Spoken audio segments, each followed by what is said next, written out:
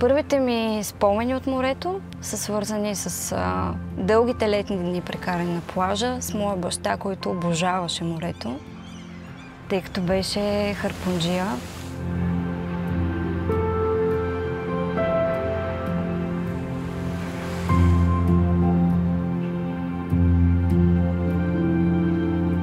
Освен, че Бургас е моят дом, е мястото, където душата ми намира покой и вдъхновение.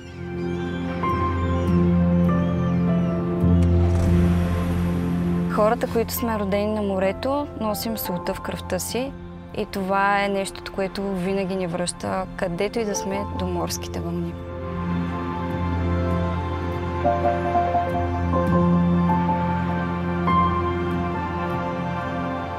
Снимам морето, защото е винаги различно и ми носи и различно вдъхновение.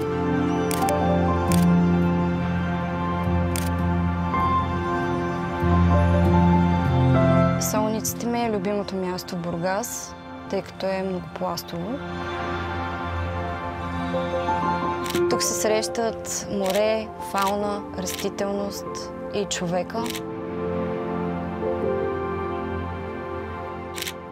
Морето е безкрайност и е онова голямо синьо, което те зарежда всеки ден.